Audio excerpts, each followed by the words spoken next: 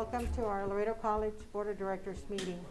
I'm going to start with a moment of silence. We have lost an employee and we have lost relatives from our employees since we last met. And I'll ask Mr. Delgado for the invocation at this time. Thank you, Chair Cepeda. As we are blessed with another day to be here together, I kindly and respectfully ask that we pause for a moment of silence to reflect, to meditate, to pray, or engage in other silent activity for those lives that have been lost due to the ongoing pandemic and those included in our Laredo College family.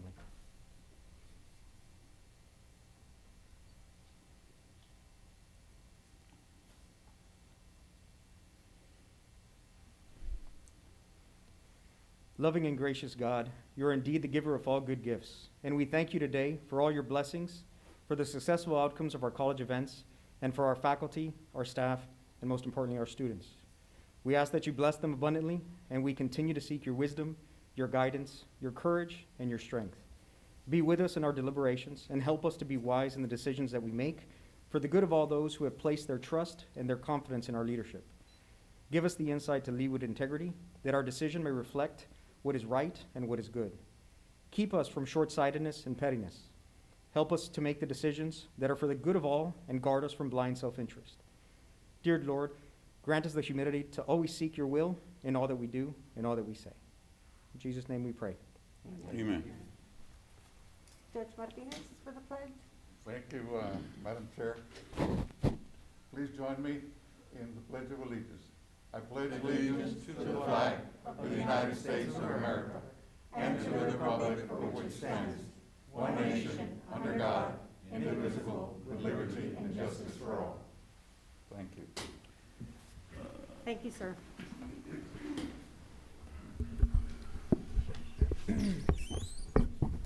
The time is 6:03. It's 6:03. On this fourth day of March 2021, and I call this meeting of the Laredo College Board of Trustees to order. Let the record, can I have roll call, please? Yes, Madam Chair. Lupita Cepeda, Here. Jorge J.D. Delgado, Present. Jackie Levin Ramos present, Cynthia Mares. I don't see her on the screen, sir. Mercurio Martinez Jr., Present. Henry Carranza, Present. Esteban Rangel, Karina Elizondo, Tita Cantu Vela is present in the, on the Zoom. We have a quorum, Madam Chair. Thank you. Let the record show that a quorum of board members is present, that this meeting has been duly called, and that notice of the meeting has been posted in accordance with the Texas Open Meetings Act. Approval of the minutes for the regular Board of Trustees meeting of January 21st. Is there a motion? Second. Second. Motion by Trustee Rangel and second by Trustee Ramos. Thank you. Any discussion? I hear none. All those in favor? Aye. Aye. Any opposed? Motion carries. Dr. Solis, do we have any public comments? As of a few minutes ago, I believe we have one. Oh, two. Okay. Yes, we do. Yes, ma'am. Okay.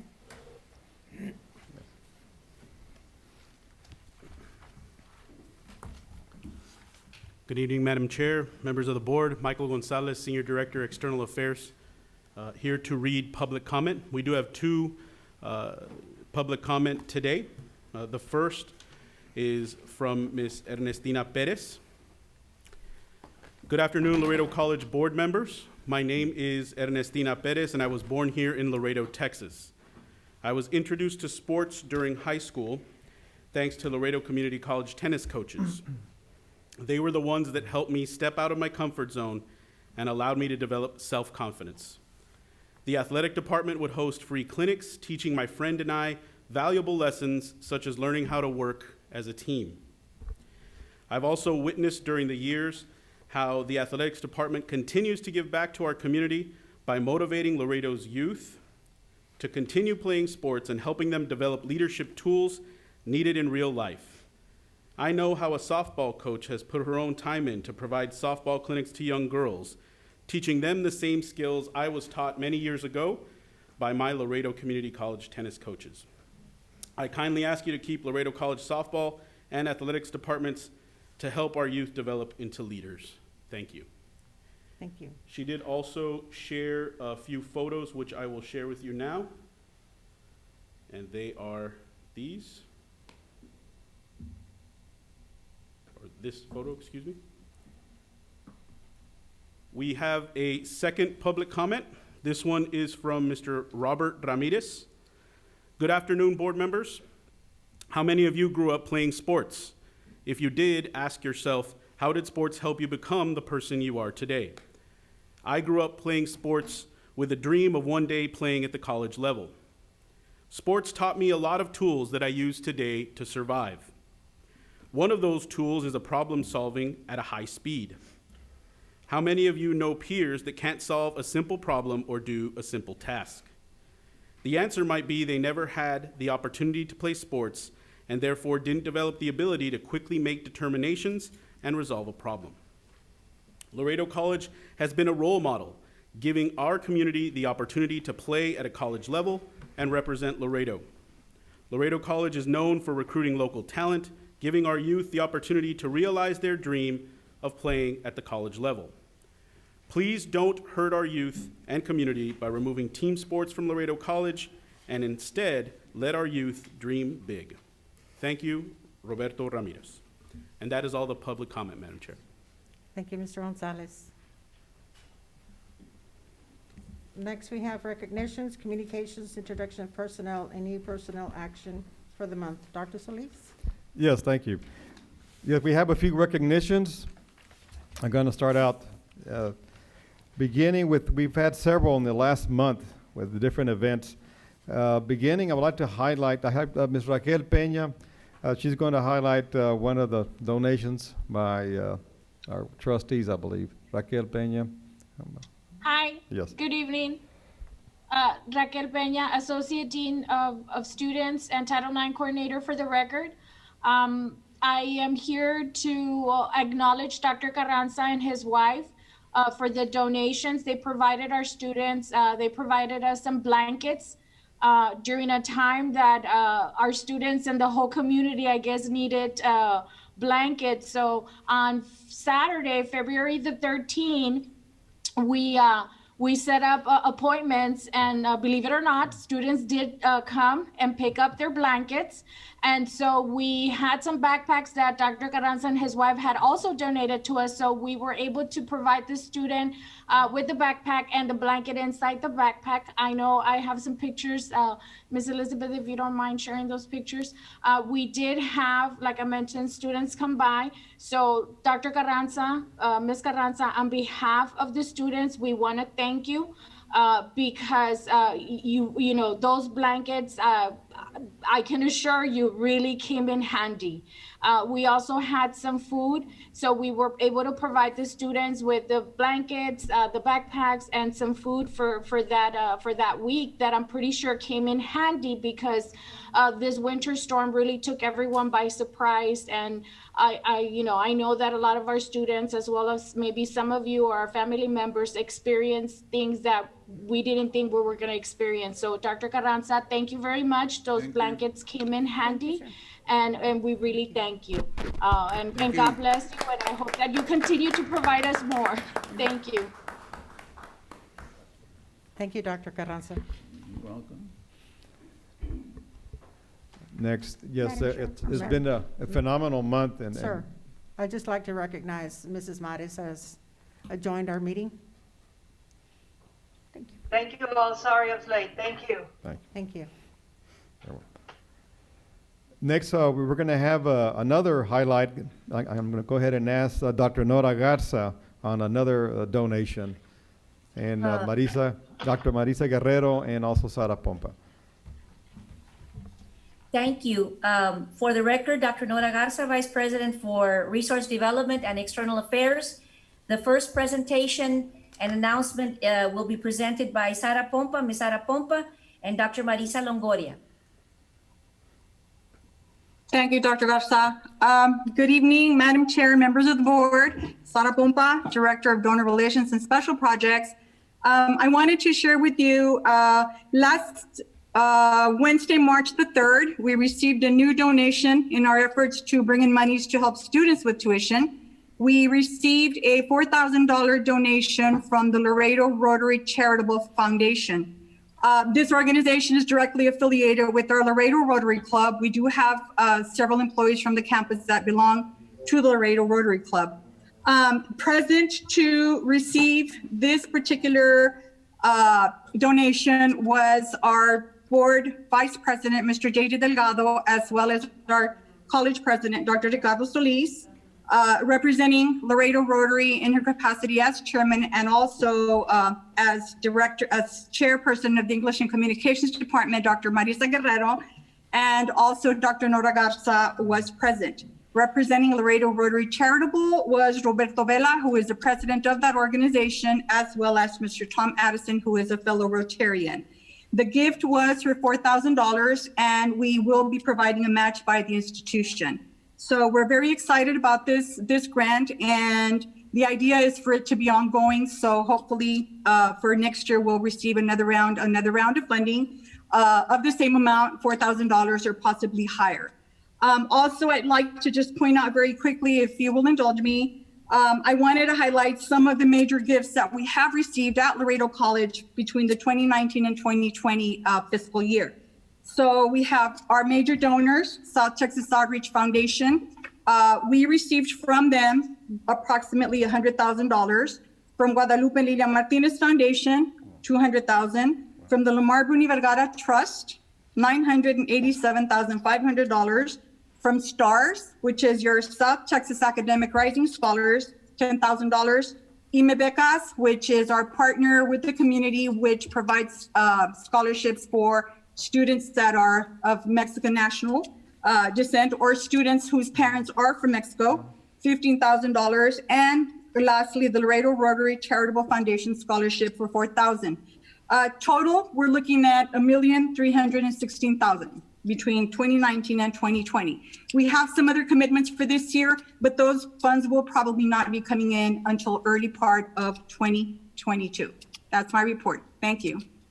Thank you, Ms. Pompa. I truly appreciate it.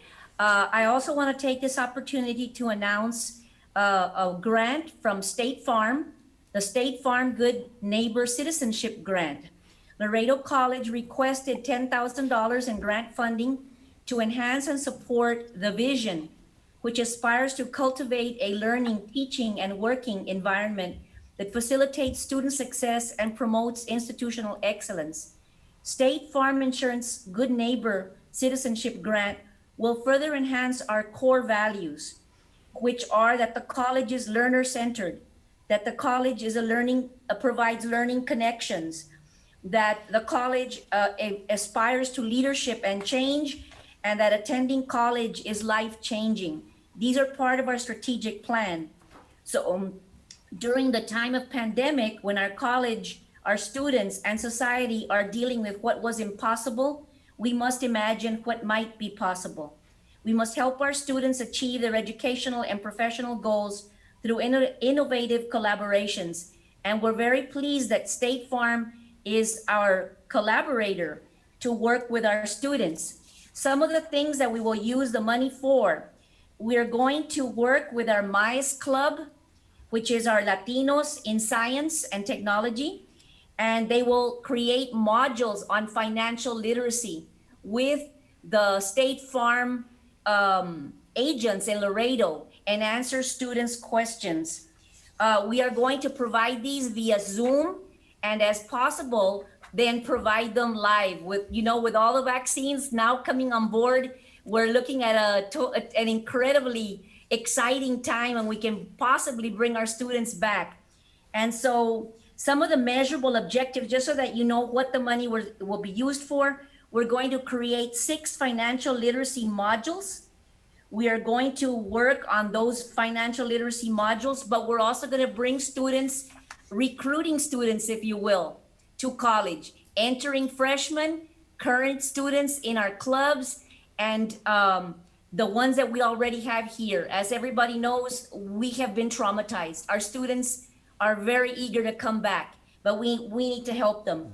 But I really want to emphasize that 5,000 of the $10,000 will go directly to our Palomino station, which means that will help students with, supplies of all kinds to prevent COVID, to just stay afloat. Also, if there's an opportunity that we can provide either clothing for students to go to job interviews and things like that. So we're very excited with this new collaboration. We did make a contact with an agent, and it was through our friend Tony Reese, who brought us together. We submitted the grant, and we thought it would come in October. Well, it came this week, so we're very happy, and it is my pleasure to announce it. Thank you, Dr. Nora. Especially during these challenging times, those are significant contributions, and we will continue developing even more throughout the semester. Also, okay, now one more announcement, well, several more, a very important one in academics. Under the leadership of Dr. Marisela Rodriguez and Dr. Diana Miller, our EMS site visit was a very successful one, and we have here Mr. Manuel Ramirez and his group. We're going to have them please come up and give a brief elaboration of this successful site visit.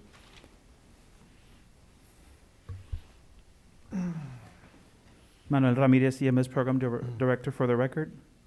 Good evening, Board President, members of the Board, President Ricardo Solis, and Laredo College administrators.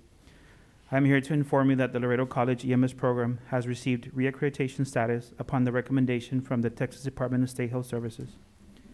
The program underwent a virtual reaccreditation site visit that concluded on January 19th. It was reported in the exit interview that the site visit was a success and there were no citations. The success of this site visit was due to the teamwork and effort, hard work, and dedication of the faculty and staff at Laredo College. This is the first time that the EMS program has a site visit virtually, and during our preparation, we enlisted the help of many departments. We had the assistance from the IT, media, library, LCC TV, and physical plant. Together, we conducted mock visits with faculty staff to test the technology to make sure everything would be in operations for the site visit. I would like to thank Dr. Diana Miller, Ms. Adriana Nonemaker, Mr. Mauro Ramon, Mr. Gregorio Salas, Mr. Hugo Rodriguez, Ms. Miriam Hinojosa, Ms. Stephanie Rodriguez, Ms. Sandra Rodriguez, Information Technology Department, LCC TV, Media Center, Library, Physical Plant, and EMS students and graduates. These men and women and departments that I mentioned had a vital role in making this site visit a success. I am grateful for your help and dedication. Thank you, and have a wonderful evening. Thank you. Congratulations. Thank you. Yes. And these gentlemen is Mr. Mauro Ramon, Mr. Gregorio Salas, and Mr. Hugo Rodriguez. He's part of the EMS faculty. Thank you. Thank you. Thank you, Mr. Ramirez. The chair recognizes Mr. Delgado. Mr. Ramirez, and for you and your group, and also Ms. Nunemaker and Dr. Miller, I definitely want to commend you on a very great job, well done. I know at times, especially with those accreditation programs from the state, it can be very taxing, especially not only amongst yourself and your staff, but also for the entire group. And so I definitely want to commend you on a great job, well done for you and your staff, and as well as for Ms. Nunemaker and Dr. Miller. So great job. Thank you for everything that you do. Any other Thank you. trustee? I just want to echo Mr. Delgado's comments. Congratulations, guys, and thank you for everything that you all do for our community and our students. Thank you, Ms. Elizondo. Anyone else? Awesome. Awesome job. Thank you so much on behalf of all the Board of Trustees. Keep up the good work, everybody. Thank you. Dr. Solis? Yeah, continuing. Yes, we're very proud of what the EMS and all our allied health programs have done to Thank the you. community. Especially, they have had a big role, not only with our nursing students did, but all the other programs, especially the EMS with our vaccine drive-throughs that were taking place right now and continuing tomorrow. They've been instrumental in these endeavors of the vaccinations. Moving on, also on the other spectrum of our instruction department, with our Adult Education and Literacy Workforce Commission, that we have an announcement to make, also by Dean Sandra Cortez.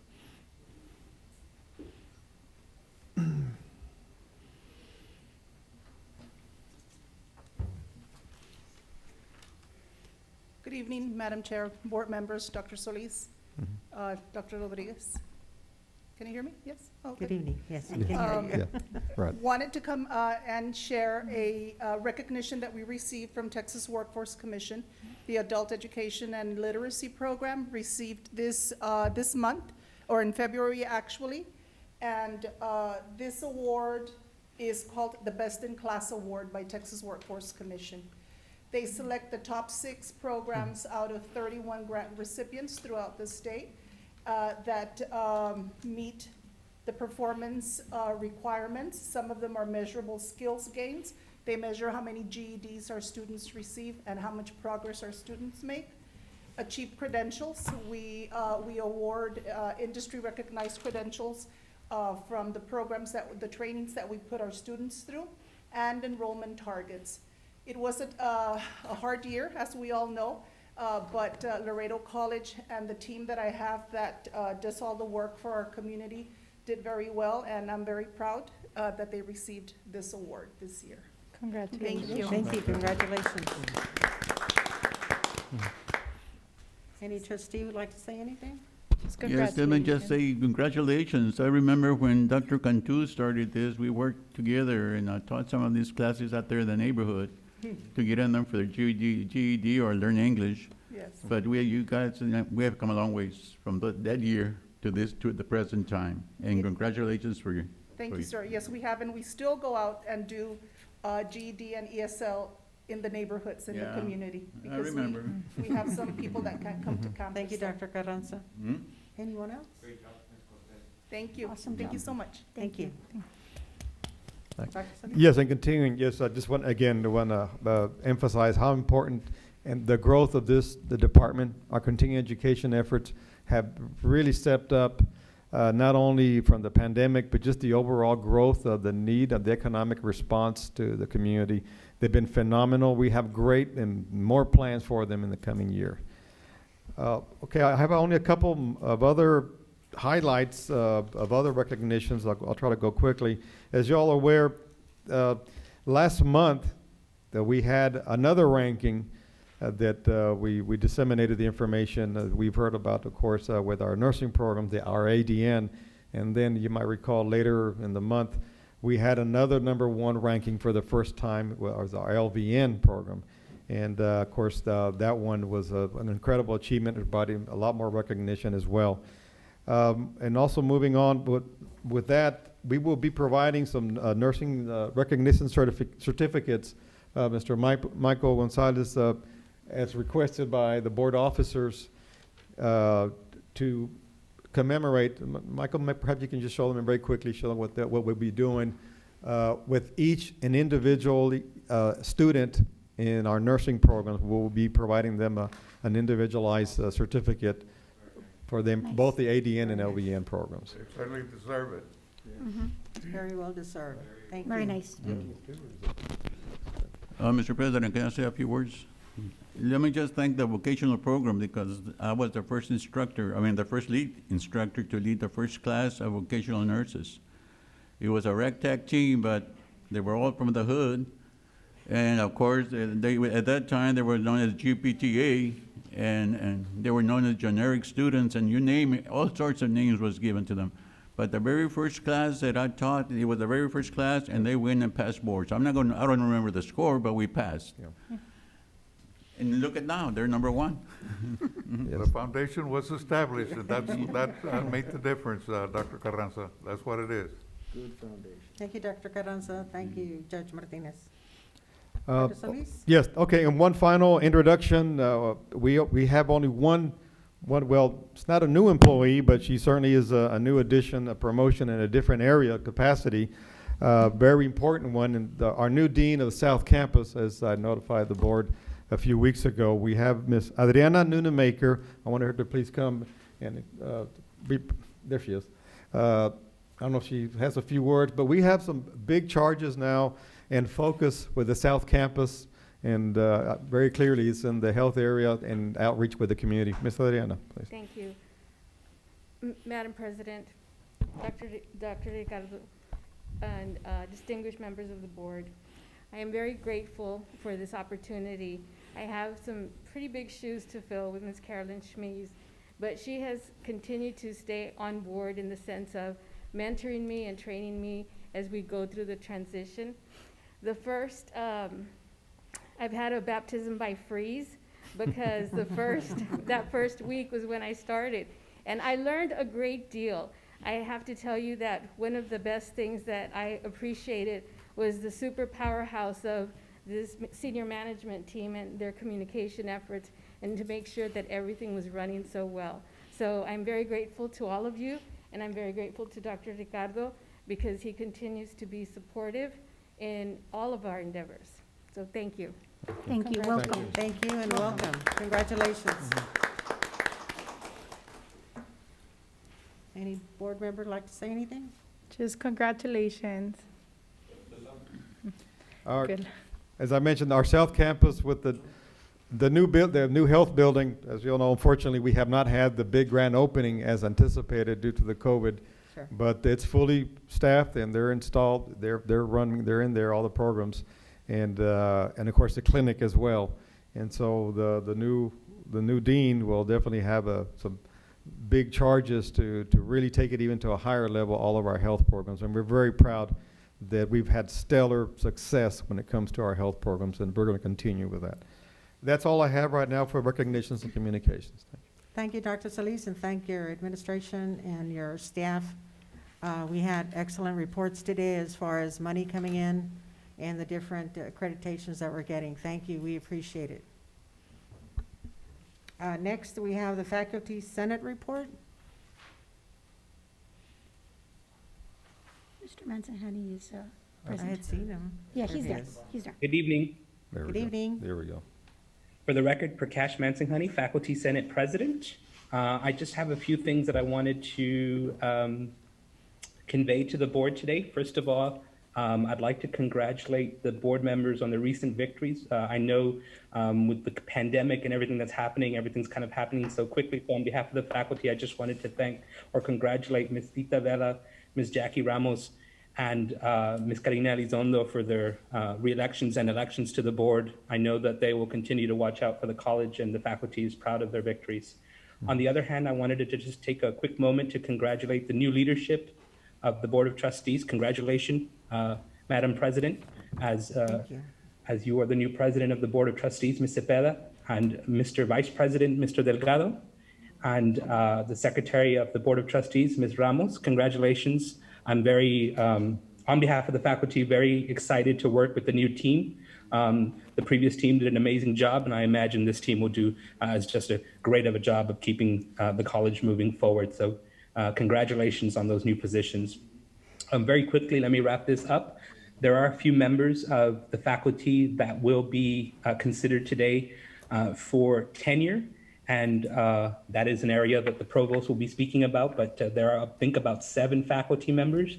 I know them all personally, and I wanted to just congratulate them for reaching this moment. Hopefully the board will extend tenure to these highly qualified individuals. I'll leave the rest of that area to our provost. 2 more points here. I wanted to thank, since I have not had an opportunity to do so, again, on behalf of the faculty, I wanted to thank the president of our college, Dr. Ricardo Solis, the members of the Board of Trustees for recently voting to increase our salaries. When we look at what's happening in the country today, and we see what's happening, we know that those decisions were not easy to make. So I wanted to, again, thank you all for making that decision. When we look at what the school districts received, we certainly received a very handsome package. And so again, I'm very thankful for that. On behalf of the faculty, let me personally thank you all for that. And finally, I just wanted to mention an update from the Faculty Senate. The Faculty Senate does have elections every year. Those elections take place in the spring. Last year, we extended our elections due to the pandemic to November, but this year we're going to be having our elections this month. And I just wanted to let you all know the Faculty Senate will be electing a new president, or the positions that we'll be electing are for the presidency of the Faculty Senate, the secretary of the Faculty Senate, and 3 of our at-large senator positions. Currently, the president obviously is me, Mr. Mansinghani, and our secretary is Dr. Sim Bickle. and our 3 at-large senators. So it is my hope that in about a month's time, I will be here reporting to you all again as the re-elected president of the Faculty Senate, but let me not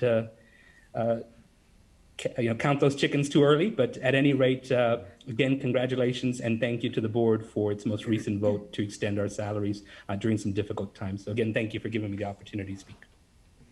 Thank you, Mr. Masahani. Any trustees have any questions or comments?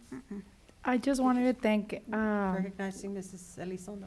yes, sorry, I apologize. Just want to thank Mr. Mansanhani for everything that he does for the college, and hopefully we'll see you next month too. And you get reelected or appointed as president. Thank you, Ms. Elizondo. Hopefully the faculty will send me back to you all. Thank you, Mr. Masahani, for that report. Next, we have the Associated Student Organization report. On behalf of the ASO, there will be no report for tonight's board meeting. Okay. Thank you. Next, we have the Classified Staff Council report. Ms. Dominguez. Yes. Yes. Yes, she is. Good evening, Board President Mercurio Martinez, Board Members, Laredo College President Dr. Ricardo Solis, Administration, Professionals, and guests. Rosario Dominguez, President of the Laredo Classified Staff Council, for the record. On behalf of the Laredo College Classified Staff Council, we would like to thank the Board President, Board Members, and Laredo College President Dr. Ricardo Solis for the 5% salary increase effective February 1st, 2021. We are grateful and trust for your continued support with additional salary increases forthcoming. The Classified Staff Council organization will continue to work in collaboration with our colleagues to continue assisting our students with the most professional information required for them to achieve their goals at Laredo College. Once again, thank you very much for your time. Stay safe and strong, because we are Laredo College strong. Thank you. Thank you. Thank you, Ms. Dominguez, for that report. We next have the agenda item number 9A, approval of a possible agreement to lease Laredo College property to the Imaginarium of South Texas, including terms of the agreement and renovation to college property. Dr. Ricardo Solis and Lupita Cepeda. Is there a motion regarding the approval of a possible agreement to lease Laredo College property to the Imaginarium of South Texas? Madam Chair, I would like to make a motion. My motion states, it's a motion to enter into an agreement with Imaginarium of South Texas, the terms of which will be negotiated by the Finance Committee and Dr. Ricardo Solis on behalf of Laredo College, the version of which will be approved by the Board of Trustees. This is my motion for 9A. If I may, provided that the motion will stay within the $400,000 limit figure. We would ask that those negotiations be conducted by the Finance Committee along with Dr. Solis. My motion only states that they enter into an agreement. Okay, all right. Is there a second? We'll second that motion. Second. Yes, second. All those in favor? Aye. Aye. Discussion, please. Oh, I'm sorry. Any discussion? Recognizing Dr. I'll pass it on to Mr. Oh, Thank you, recognizing Dr. Mr. Carranza. Martinez. Appreciate that. Let me make some observations, if I may, and I know this will be discussed with Dr. Solis later on. But if you will refer to the list of projects that I have included in your individual list there, these are very important, major improvements that will be added in facilities to both campuses, the Fort McIntosh campus as well as the South Campus. And as long as it does not impact the balance that we have on this original $100 million bond issue, this investment that is being recommended will that will not impact on these funds, I certainly would go along with this motion in which it was recommended by, and of course, will be negotiated by Dr. Solis. Okay? Any other discussion? Yes, I'm not going to say much. I think Mr. Martinez covered everything. At first, I was going to say put it on hold because there are a lot of figures that I haven't seen. You know, nothing has been provided to us. All I hear is talk, here and there. So you're saying the $400,000, I know everybody knows that there's $400,000 sitting there from the bond. That is correct. But who Dr. gets the Carranza. $400,000 and what do we plan to do with it? There were other ideas for this money, but now that this came aboard, seems good, but they also have to meet the price. And we need to look at this very closely. Because once we vote on it, we can go back on it. I know what you said, Ms. Ramos, but, you know, that's something that we have to look at it. I personally haven't looked at anything. This is the first time that I see these figures here, you know. Yes. And I don't know, I heard Mr. Martinez talking about it, but I have nothing against, you know. but not- Madam non-pri- Chair, if I may, I'd like to Madam recognize, Chair. is that Ms. Mares? I haven't finished yet. Who's Oh, I'm that? sorry. Ms. Maris, please. sorry. wait. yes, Madam Chair, Ms. Well, Maris. wait a minute, Ms. Mares, Dr. Carranza hasn't finished. No, it's okay, let her go. Take it. I recognize Ms. Mares. Go ahead, Ms. Maris. thank you, Madam Chair. All I wanted to do is bring a point of order, and I don't know if our legal counsel is around. We already voted on the motion, and the discussion should have been done prior to the vote. No, we're not And I voting. understand the We know points we're that are gonna have a being vote, brought Ms. up, Maris. but I'm just saying, just a point of order. And that was point of order too. If you allow me. Yes, If my recognizing my Mr. Muir. comments about that. It seemed like you were in the process of voting on the motion, and I'm not clear 100% if that process was interrupted by the request to have Discussion, so discussion it was stopped. or not. But, so if the vote was completed, then technically speaking, that would be a correct point of order. The discussion should have taken place before the vote was cast. If the vote was in the process and interrupted, I think it's okay for the discussion to take place. My understanding, the vote was in the process and it was interrupted. Okay. Yes. And I think that's a fair ruling for the chair to make. Yes. Right. Okay, Mr. Any other discussion? I would like to. Madam Chair and fellow board members, the reason that I placed this motion as it stipulates is so that they could enter into an agreement with the Imaginarium of South Texas.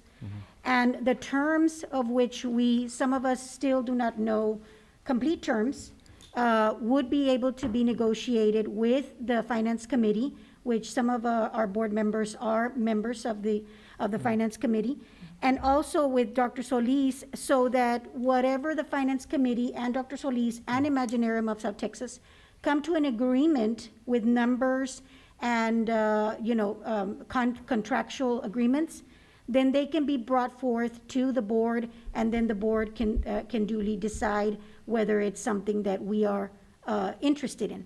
And so therefore, I wanted to make sure that we give the opportunity to the Imaginarium and also to Laredo College, and then we can work out the numbers in the Finance Committee and look at all of the rest of the little items that we need to look at. So that was the purpose of my motion, instead of tabling it for another time, that we would discuss the same thing that we're discussing right now, which is not numbers.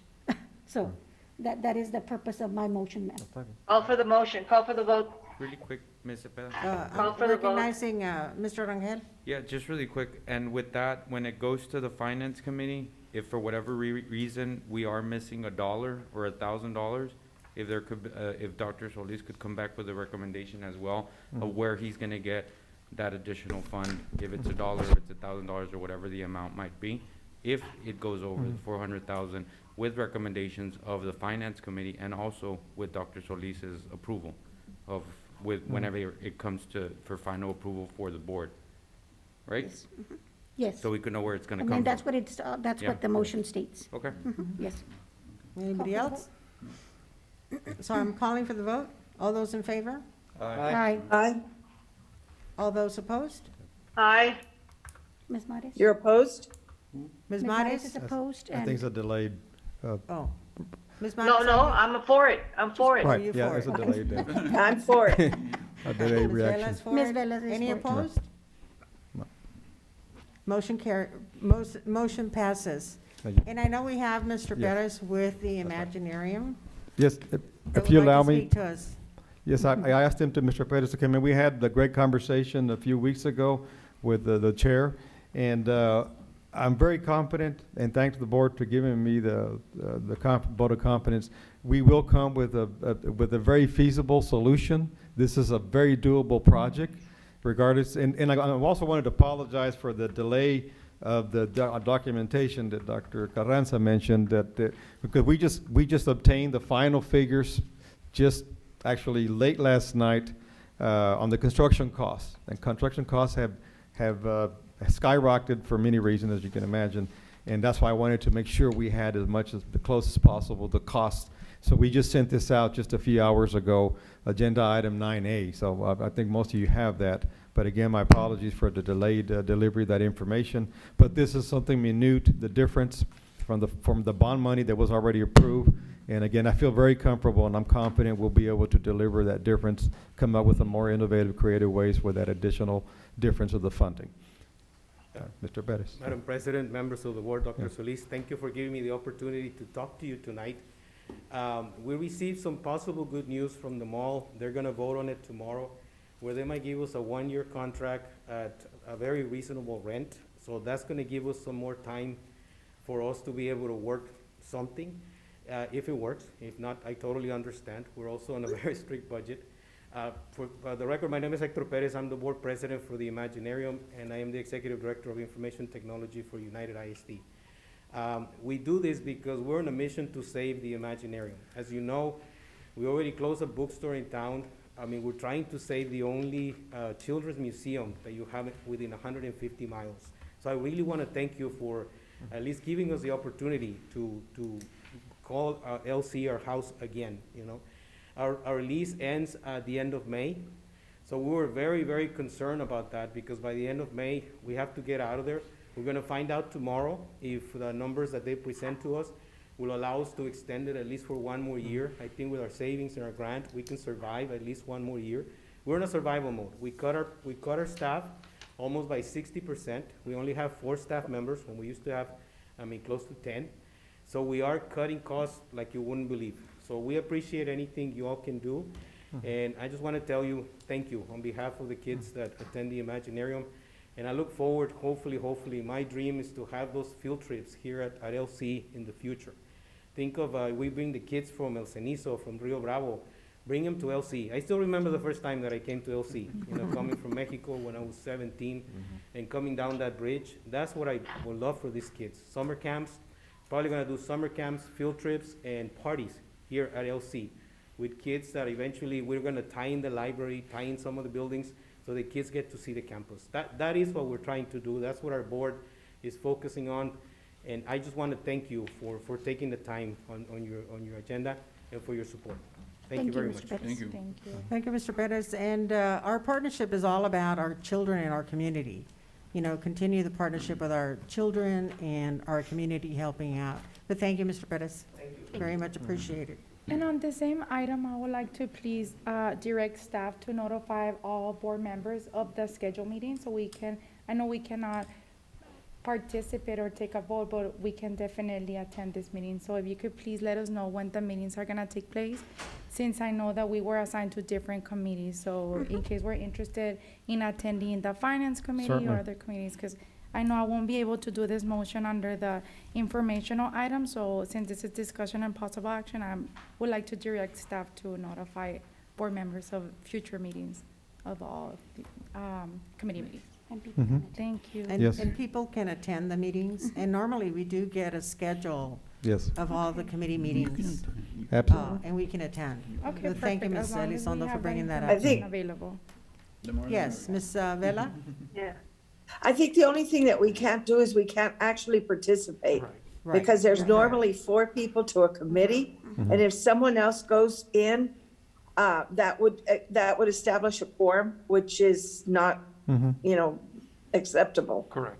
So as long as they keep quiet and sit quietly, and I've done it before, I know Ms. Ramos has done it before also.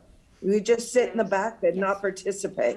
Yeah, I just want access to the the dates and Yes. the scheduled dates and times. And you will Right. be given Right. that, Thank you. that information. Thank you, Mrs. Vela. Anyone? Thank else? you. We'll move to the next item, which is 9B. Yes. Tenured recommendation for consideration and approval by Laredo College Board of Trustees, Dr. Marisela Rodriguez Tijerina. Thank So you, Madam moved. Chair. Good evening. Thank you, Madam Chair. Good evening, board members, Dr. Solis. It is my honor to present to you the 7 faculty members that are being recommended for tenure that have completed the number years of employment and are eligible for tenure. They have met all the requirements as outlined in DCB local, and all have submitted their portfolio. The following faculty members are Ms. Linda R. Ramirez, Assistant Professor of Business and Management, who upholds a Master of Business Administration and a Bachelor of Business Administration from TAMIU. Ms. Holly Ann Dykstra, the Assistant Professor of English, and I will point out she started our Writing Center and she's currently our Director. She has a Master's of Arts in English and Literature and Bachelor of Arts in English with a minor in Art History, also from TAMIU. We have Ms. Maritza Morris, who's the Assistant Professor of History, Master's of Arts in History and Political Thought, and a Bachelor's of Arts in History from TAMIU. We also have Ms. Diana de Lourdes Pescador, who's an Assistant Professor of Mathematics. She upholds a Master in Interdisciplinary Studies with a specialization in Mathematics and a Bachelor of Arts in Education with a specialization in Mathematics and Spanish from TAMIU. Next, we have one of our own, Mr. Adrian Ramirez, who's an Assistant Professor of Vocational Nursing. He has obtained his Bachelor's of Science in Nursing, Associate Degree in Nursing, and Licensed Vocational Nurse, all from Laredo College. Dr. Jorge Coronado is the Assistant Professor of Kinesiology. He has a Doctor's of Education in Sports Management with an emphasis in sports medicine and specialization in sports marketing from United States Sports Academy. He also has a Master's of Science in Athletic Training from Stephen F. Austin University and a Bachelor of Science in Fitness and Sports with a minor in Spanish from TAMIU. Lastly, but not least, we have Mr. Juan Carlos Molina, who's an Assistant Professor of History. He has a Master of Arts in History with a minor in English from TAMIU and a Bachelor of Arts in History with a minor in English from Laredo State University. Thank you, Dr. Rodriguez Tijerina. Is there a motion regarding the tenure recommendation for consideration and approval by Laredo College Board of Trustees as presented? So moved. Is there a second? Second. Any discussion? Second. I hear no discussion. All those in favor? Aye. Aye. Aye. All those opposed? Those are waiting for the motion passes. Thank you. Thank you, Thank you Dr. very much, Rodriguez board members. Tijerina. Thank you. Okay. Item 9C, the January 2021 financial report by Mr. Cesar Vela.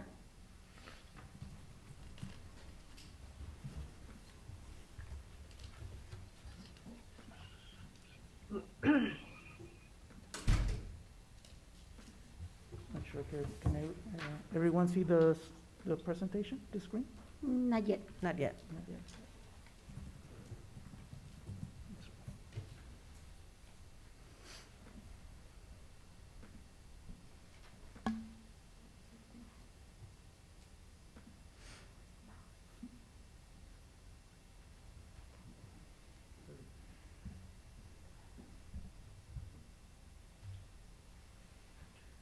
We're having technical difficulties here, so I'll be brief. I know we have a long agenda tonight, so I'll just go over a summary. Thank For the you. record, Cesar Vela, Vice President of Finance. As of January 31st, we have recognized revenues of 47.4 million. That is 82% of our projected revenues. At this point, last year, revenues were at 51.8 million, or 85%. As we projected and anticipated, we anticipated that we were gonna see a drop in revenues. And again, that is primarily because we did project that we were gonna see a decrease in tuition and fee revenue as well as tax collections. Again, for the year, we budgeted based on a 95% collection rate versus last year where we were at 98%. So again, right now, that is reflected on the current revenue that we have received. As far as expenditures, as far as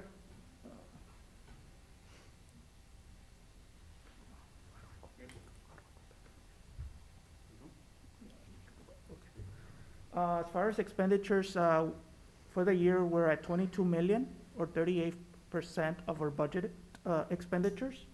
At this point last year, we were at 39%, or 23 million. So again, when it comes to expenditures, we're on target based on our projections. One thing is that we do have some expenditures that we will be reclassifying to the CARES Act. We did receive approximately on the first round, $4.5 million for expenditures that are related to COVID preparations. Right now, we're still working with both NACUBO and TACBO on getting guidance from the Department of Ed. Again, there are some questions as to what expenditures are allowable under that grant.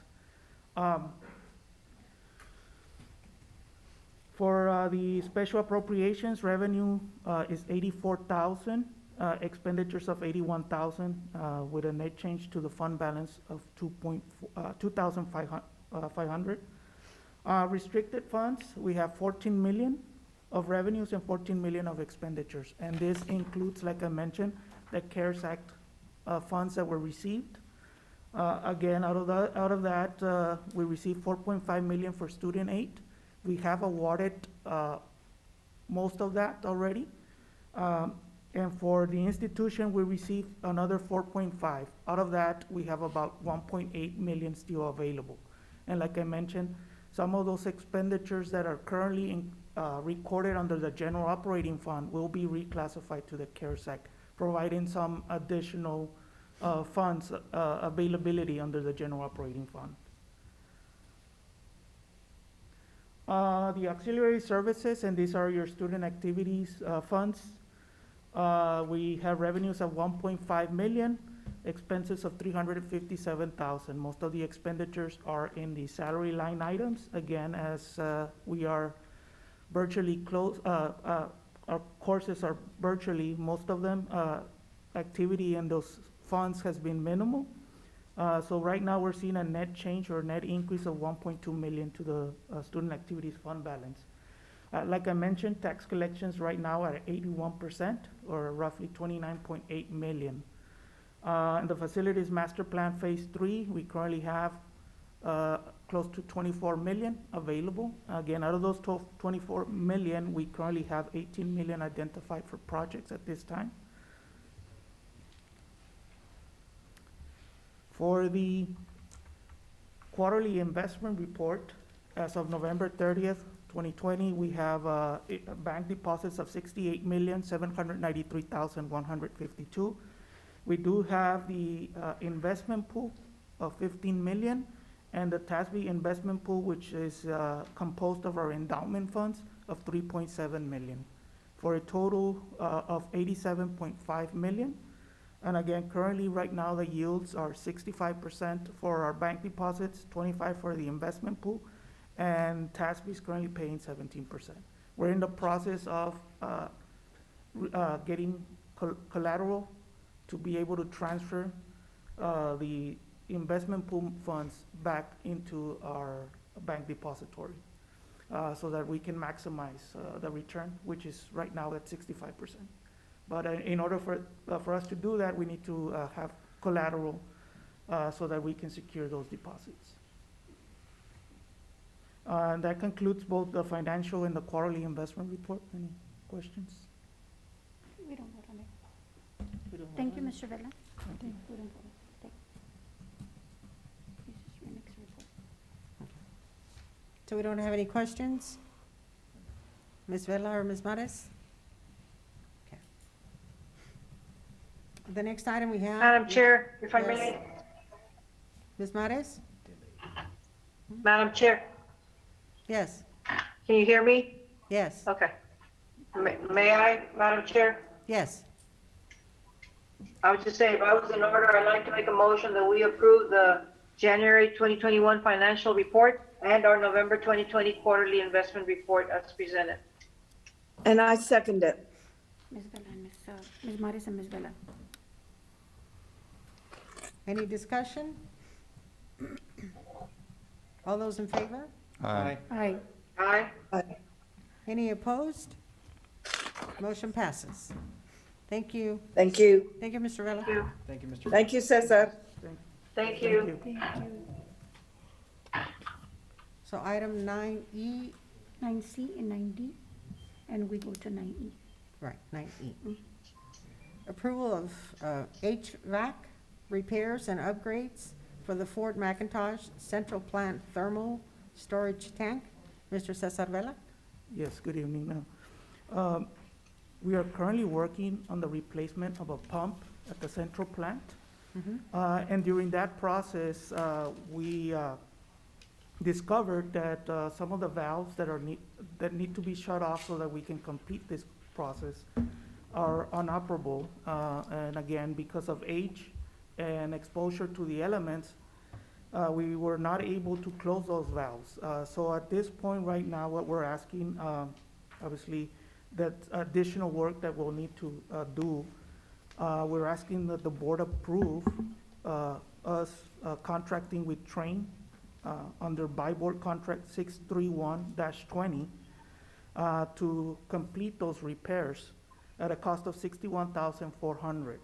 The process will entail having to freeze the shield water lines so that we can plug, cut, and install new valves in that area.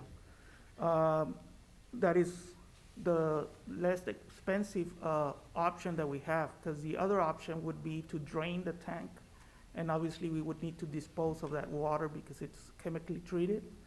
So that would cost us, again, just on the disposal, and also would cost to refill the tank and add new chemicals to it. So the solution that was presented by Train was to do this process of freezing the lines, cutting and installing the new valve so that we can shut down the flow of shield water so that we can replace that pump that has been malfunctioning since I believe last summer. And so that right now, in order for us to be able to provide the proper flow of shield water to all of our buildings here at the main campus, that pump needs to be replaced. So again, this is something that was discovered during that repair. And again, we did look at those two options, and obviously this was the most cost-efficient option that we. Motion to approve. Ms. Elizondo has made a motion. Do I have a second? Second. A second by Ms. Ramos. Any discussion? Madam Chair. All those in favor? Madam Chair. Aye. Any opposed? Any opposed? Motion passes. Approval of furniture purchase for Laredo College South Campus Game Room. Mr. Cesar Vela? Yes, we are asking that the board approve the purchase of furniture for the Laredo College South Campus Game Room in the amount of $28,721.84. The purchase is being made from Texas Wilson, and we are using the E&I cooperative contract number CNR 01146. The funding for this purchase is from the Facilities Master Plan Phase 3 bond. Again, part of the project at the Billy Hall was to expand and renovate the game room area. And this furniture will now be a complement to that addition. Again, the purchase is being made through a cooperative at a cost of $28,722. Madam Chair, may I ask a question? Yes. Mr. Vela, is there any way that we could set aside, let's say we vote on it to, let's say it gets approved, but that we wait on it to purchase them since there are no students? Well, the only situation there is that the price could change Yes. during that Okay. time period, Mhm. because we, typically what happens is that the vendor will give you a quote for 30 days. Right, correct. Yes. Okay. So that's the only risk that we would run into.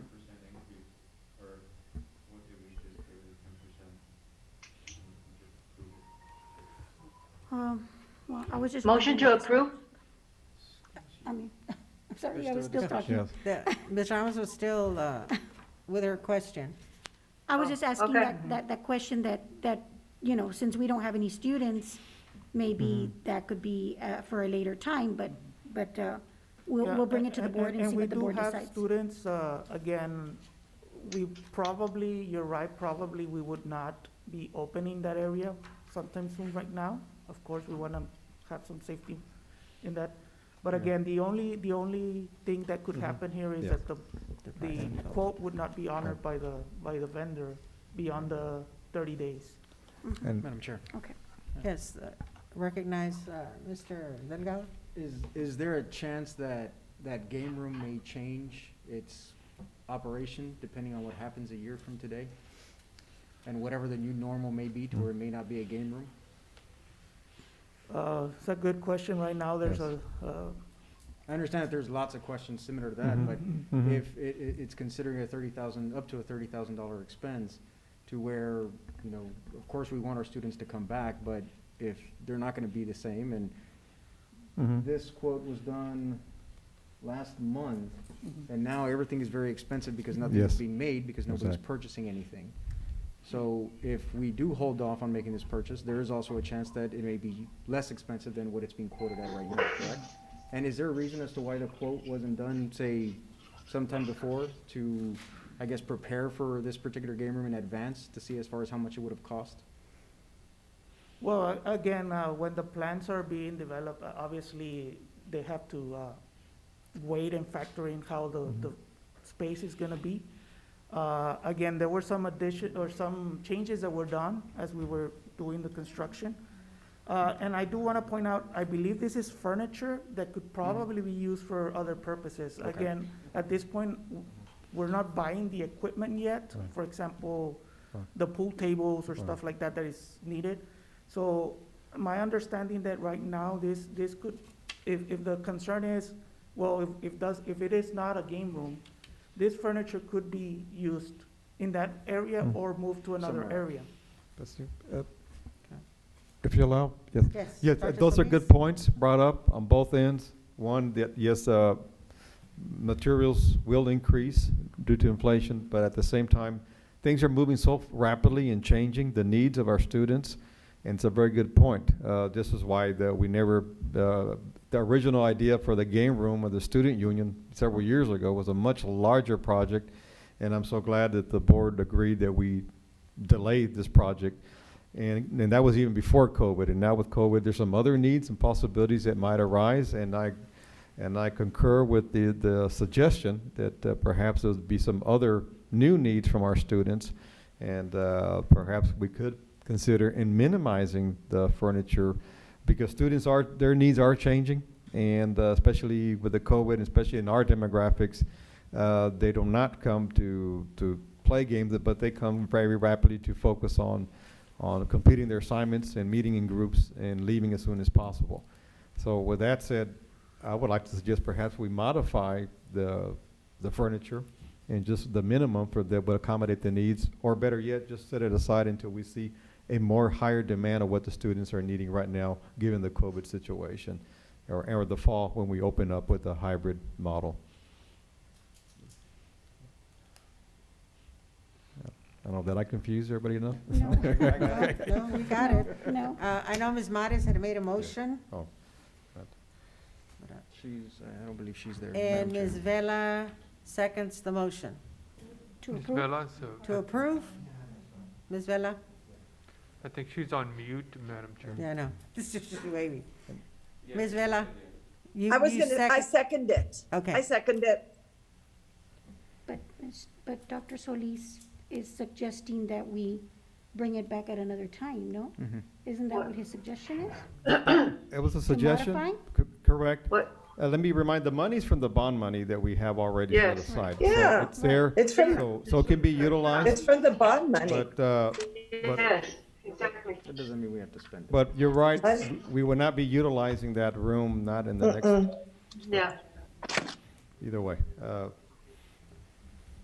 So I discussion, mean, are we you know, going this is to- for our students. Uh-huh.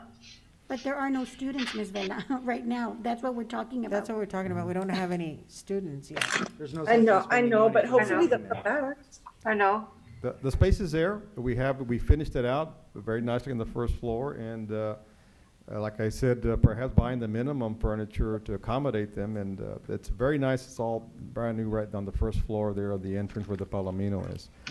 And, but it definitely will be utilized eventually, once students come back in full force, hopefully by next spring. But there will be, regardless if we do go with it, the furniture will be utilized for students to Yeah. study or to Yeah. use their computers. Yes, it will be eventually utilized. Exactly.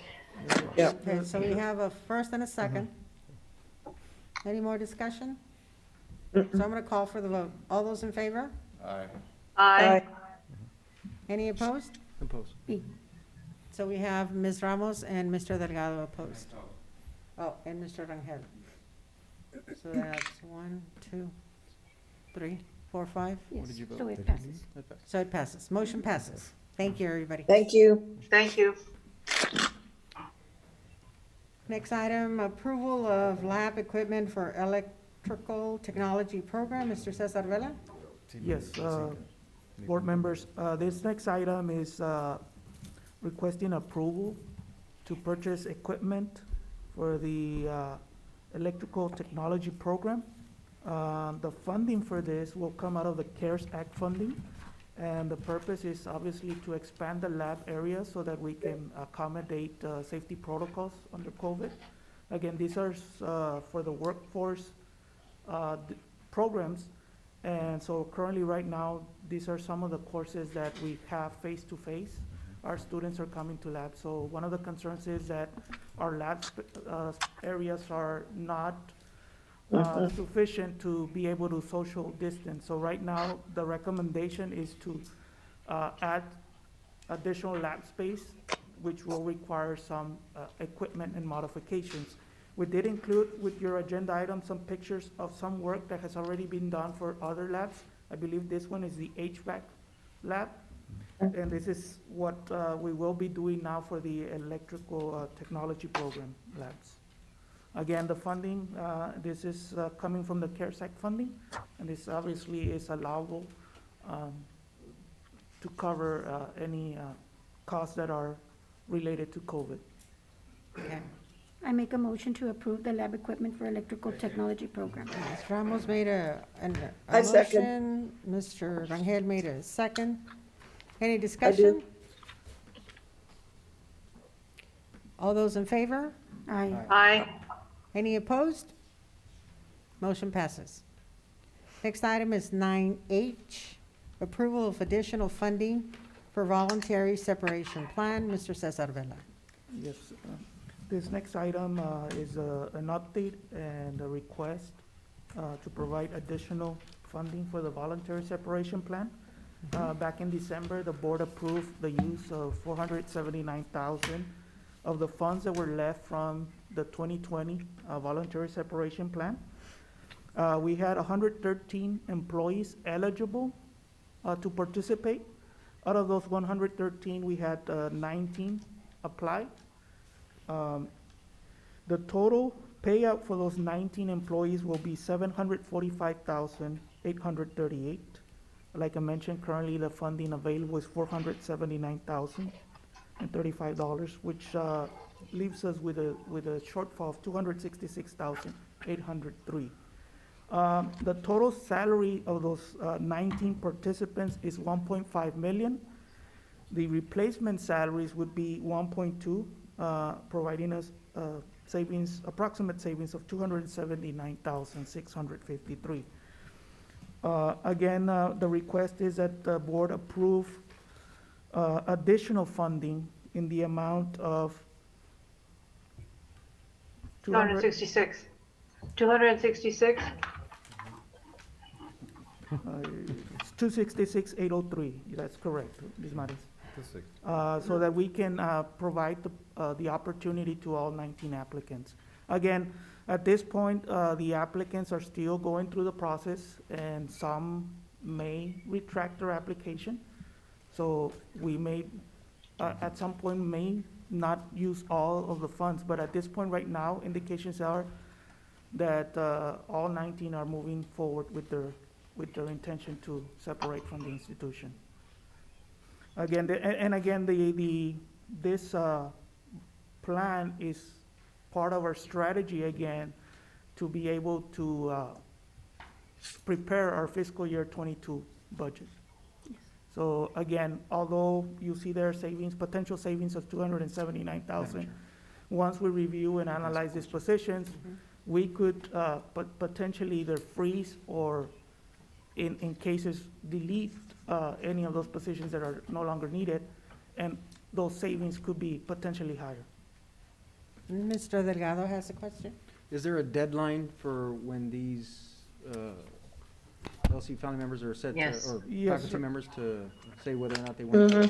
Yes, sir. April the 9th, April the 9th. Oh, Mr. Vela. Yes, sir.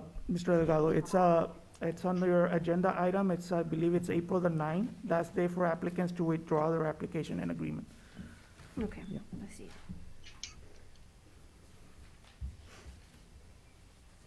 Any other question? Ms. Ramos?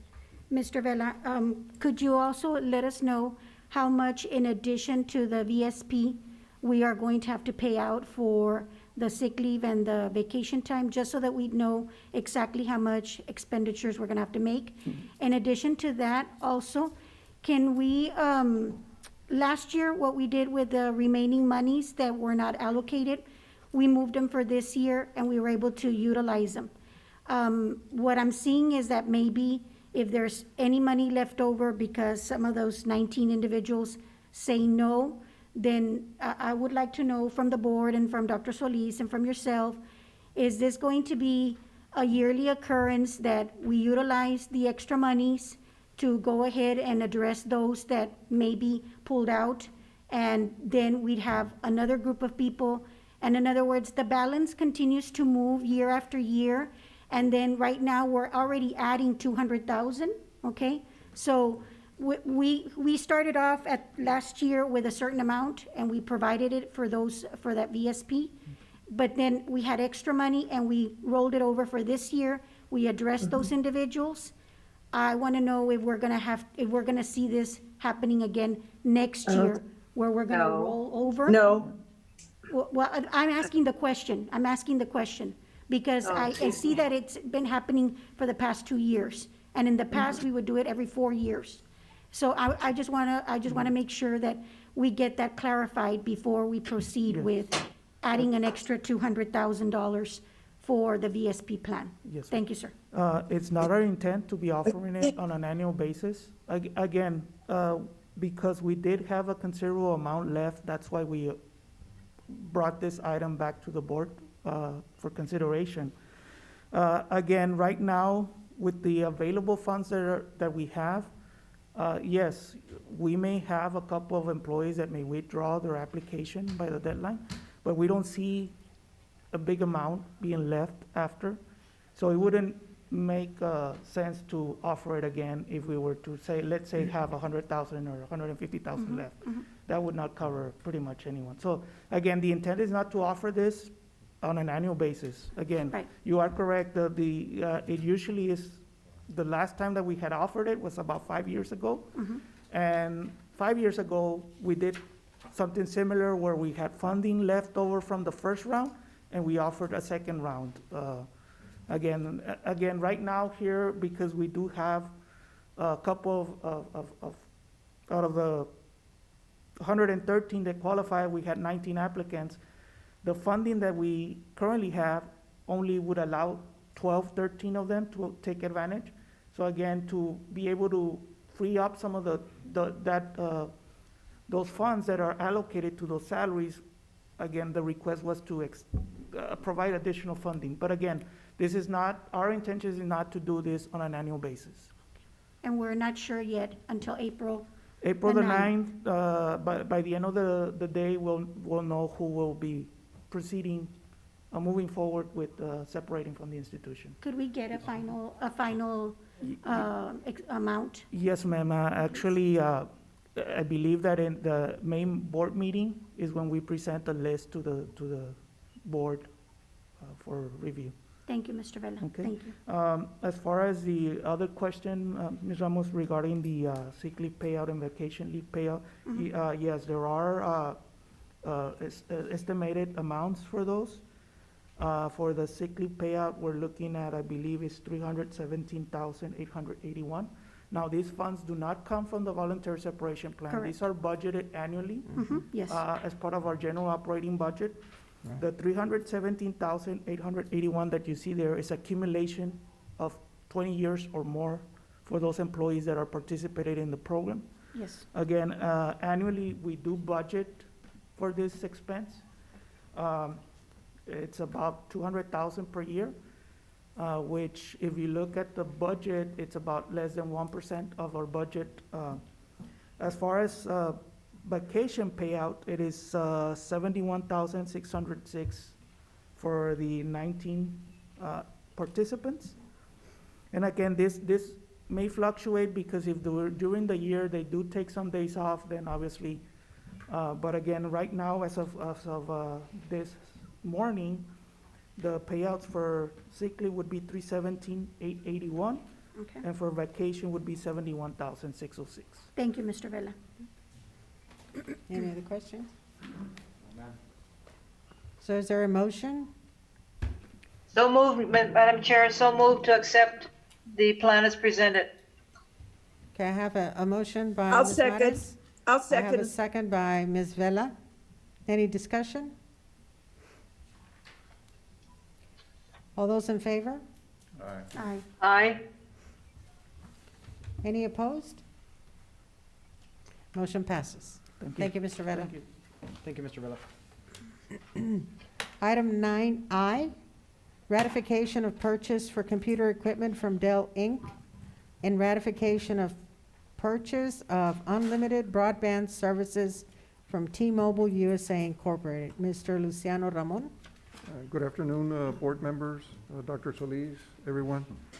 We're asking the board to ratify the purchase of equipment and broadband services. This equipment is being used for providing assistance to our students. As you know, some of our students right now are working remotely. We have a situation where the students may not have equipment and/or broadband. So this is being funded via the CARES Act.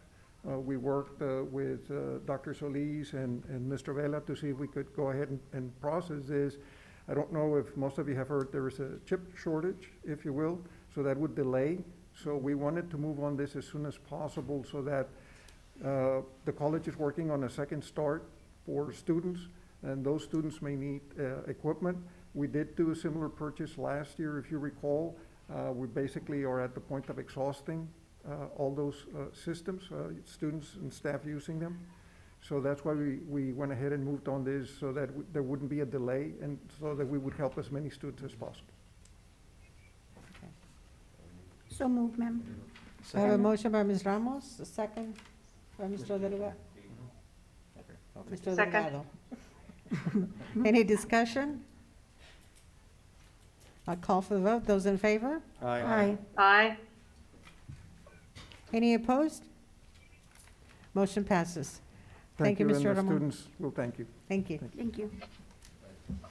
Item 9J, consideration of Laredo College Board attendance at the 2021 Association of Community College Trustees Virtual Governance Leadership Institute. Ms. Jackie Levin Ramos?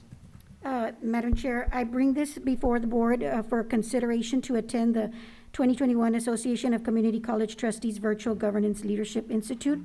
It will take place March 30th through April the 1st. And this Leadership Institute, when it was in person, was in Washington, D.C. Now it is virtual, and it's an annual governance development and educational program for trustees and CEOs of community colleges. The GLI provides an in-depth overview of fundamental and advanced topics and trends unique to community college leaders. The GLI is an opportunity for new and experienced governing board members, as well as the college CEO, to collaborate and strengthen the relationships as a team and to come away with a common understanding of the roles and responsibilities of governing boards, as well as best practices for effective trustee-CEO relationships. The ACCT recommends, for the best possible learning outcomes, that a group of trustees attend with their college CEO, and the budgetary considerations is $199 per board member. We are already members of the ACCT, and it would take place on Thursday, March 30th from 11 to 2, Wednesday, March 31st from 11 to 2, and Thursday, April the 1st from 11 to 2. And the handout that's located in the board packet indicates what's available and what are the different sessions that are being provided for the board members and the governance leadership attendees. Any questions? Is there a motion regarding the consideration of Laredo College Board attendance in the 2021 Association of Community College Trustee Virtual Governance Leadership Institute as presented? So move. I have a motion from I Mr. second. Delgado, and I have a second from Ms. Jackie Levin Ramos. Any discussion? So I'll call for the vote. All those in favor? Aye. Aye. Any opposed? No opposed. Motion passes. Thank you, Ms. Ramos. Thank you. Item 9K, consideration of membership for the Laredo College Board to the National Association of Latino Elected Officials. Ms. Jackie Levin Ramos? I bring this before the board also as well. This is membership in the NILEO organization, and this also provides trustees and Latino elected officials with opportunities for webinars, policy institutes, advocacy for community colleges, and many times members are able to attend on scholarship without having to pay any monies. The cost of the membership per year is $100 or $1,000 for lifetime membership, or depending on the term of the trustee. It's also available for consideration. But I recommend that if the board approves it and the board agrees, that the cost of membership be on a per year basis at $100. And with $100, you also get opportunities to participate in different institutes and different webinars. And sometimes they pay for your scholarship so that you can attend those different webinars and policy institutes. So I bring this consideration of membership for the Laredo College Board to the National Association of Latino Elected Officials. Madam Chair, if I may, Madam Yes. Chair. Questions? Yes, Ms. Mares? Just a note, follow up to that. On a personal experience, I was a former member of this organization, and it is a very invaluable tool for anyone that's in the organization. So I strongly recognize its importance and the impact that it could have on each and every one of us as a member. So I wholeheartedly endorse this, and if I'm in order, I'd like to move that we approve this item. So you're making a motion, Ms. Mares? Yes, ma'am. Yes, ma'am. Okay, and Yes, the ma'am. second by Mr. Rangel. Any discussion? I'll call for the vote. All those in favor? Aye. Aye. Any opposed? None. Motion passes. We're going to go to the agenda item 10, information items, student activities and future programs. Dr. Ricardo J. Solis. Yes, I'll try to keep it brief. And just on the sideline on those two organizations, I think this is a great move for the board to participate. I participate on both of those, Governance Leadership Institute, and I highly recommend that the board has the time to attend. In regards to student activities, I think I've been keeping the board abreast of the latest. And reminder, tomorrow, we're going to have our third vaccine drive in the South Campus Actually, they tripled the amount of vaccines that we're going to be applying, so we're very excited about that. The city has a confidence in us because they've been extremely well run at the LC South campus, and so we intend to increase from now on. Also, next Tuesday, we're going to have the second vaccine as well for those that have the second. So, and it's of course now through the portal. It's a lot more orderly. The portal's available, and for those that you know or family member, or friends, and so on, we want to make sure encourage everybody to go through the portal and apply. And then they now have a waiting list. That's the latest. So it's a waiting list, so that way people won't feel compelled or rushed of the urgency. So it will be in an orderly fashion. And these will be conducted throughout this year, we're hoping by the summer. So even for the second vaccine, we have to go through the portal? Well, they will be notified, but Oh, okay. it's still be worked out. Yeah, the second vaccine, people should be notified. May I?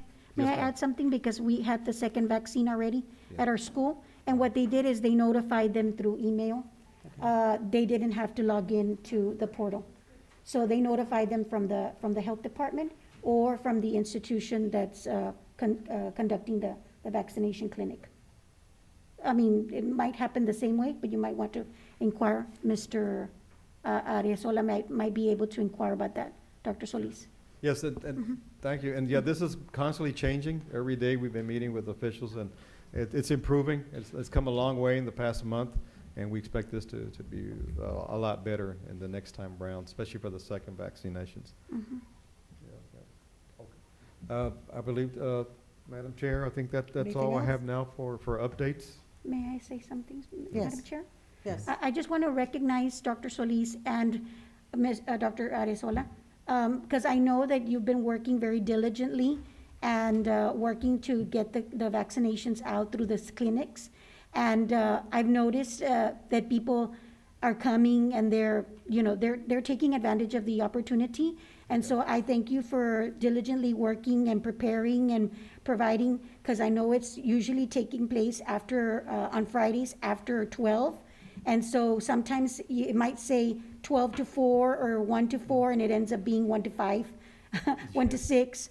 And you're waiting for people to come in from the appointments, and then some people try to come in and they're not on the appointment list. And so I congratulate you and I thank you for that diligent work, as I too have participated in that event in my school. So I understand what it takes and what we need to do in order to expedite the vaccinations for our community. Thank you very much. Thank you, Dr. Solis and Dr. Arizola. I was there last Friday, and everything was very well organized. People were very patient waiting. They got there, I got there like 30 minutes before, and there was already a line. But thank you to everybody, because it was really running very smooth. Thank you. And I would also like to add, if you allow, that on the vaccination, there was an incredible amount of outcome from our staff, that's beginning, especially with our facilities people, and the custodians that also stayed the extra time to help, and most importantly, our campus police. They were there all the way till 7 o'clock with us on Friday, and they made an incredible effort to make sure that it was orderly, and clearly it has been a success. Again, our goal is to vaccinate as many people as possible from the community, and we're pretty much attaining that goal. And I got the opportunity to go and thank everybody. I went booth by booth. I thanked the police department. I even said hello to everybody that was in line. So I was able to thank them on behalf of the Board of Trustees for all the work that they continue doing to help our community, because this is helping our community. So thank you. Yes, ma'am. Thank you. The next item, 10B, appointment of board committees. I don't have the board committees. Do you have them, Dr. Solis? I know they were sent out via email. Yes, I don't have them with me, but I can get those. Do you They're right have there. those? Mine. Oh, they're on what page? They're right there. Dr. Solis, she has them. She Well, has them. I thought I did. Yes, she Okay. has them in her It board keeps packet. moving on me, sorry. Yes, I know. Yes, So, the building committee, the way it was assigned was Esteban Rangel is the chair, Lupita Cepeda is the co-chair, Judge Mercurio Martinez Jr. and Jorge J.D. Delgado are in the building committee. Finance and Audit Committee is Jorge J.D. Delgado's chair, Judge Mercurio Martinez Jr. is the co-chair, Ernestina Tita Cantu Vela and Esteban Rangel. Program Policy Committee is Jackie Levin Ramos is the chair, Dr. Henry Escarranza is the co-chair. Karina Cari Elizondo and Cynthia Mares are on that committee. And like we had mentioned earlier, anybody can attend. The only thing we cannot, if we're not in the committee, we're not able to say anything. But everybody else that has been assigned, and I thank everybody for accepting your committee chairs. Thank you very. Thank you, Madam Thank you. Thank you. And I wanna- 10C, any questions or discussion on that? No. On the board committees, if you allow, yes, I know that this has been Dr. unusual Solis. times, and we have not met as we used to traditionally, the committees, obviously because of COVID and because of the efficiency. Most Right. importantly, the board giving us the trust, the administration, to move swiftly in the past 10 months, which is why we have not had hardly any committee meetings due to that situation. And we intend to, as soon as we get a little bit normalcy, we will start meeting these committees. Meanwhile, I'm glad that the board officers have been allowing themselves to be available on a weekly basis to meet and update on the developments as well. Thank you. Thank you, Dr. Solis.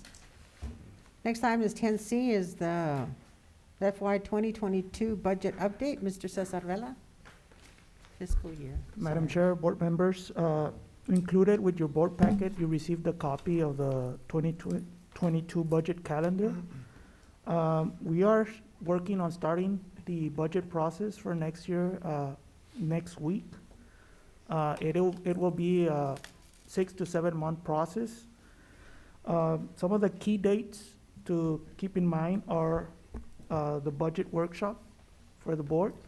And we are at this point preparing to present a preliminary draft for review at a budget workshop for the board sometime in May. Again, the first part of this process will be departments submitted their requests and obviously going through the task-based salary review. Once that first step is completed, then we will be meeting with the budget committee. And you did get a copy of the members of the budget committee also included. Those 28 individuals will be responsible for reviewing the requests that come in. In addition, they will be working with the finance division on preparing a preliminary revenue budget. We anticipate that we're gonna have several options that we will be presenting to the board, again, due to the current economic situations that we're going through due to COVID. But again, we have that, again, scheduled for sometime in May. We expect to receive certified tax rolls at the end of July, and then possibly have another second budget workshop just to provide an update on final numbers to the board before we take the budget for approval at the August board meeting.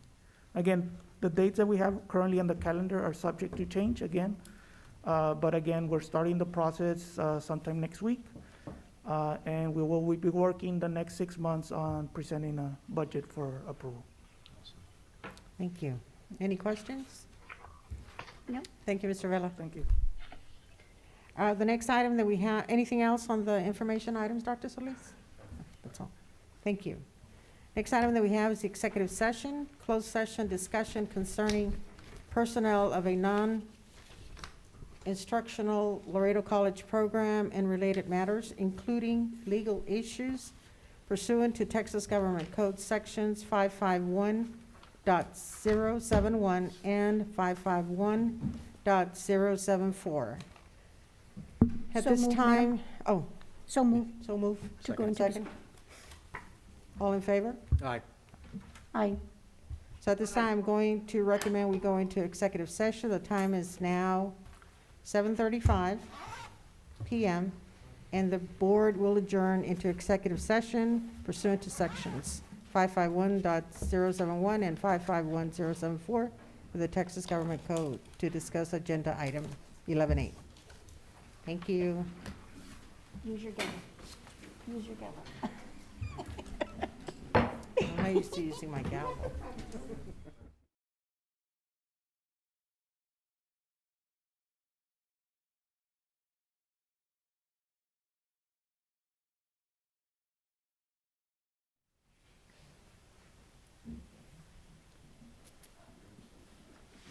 Okay, we're reconvening from closed session.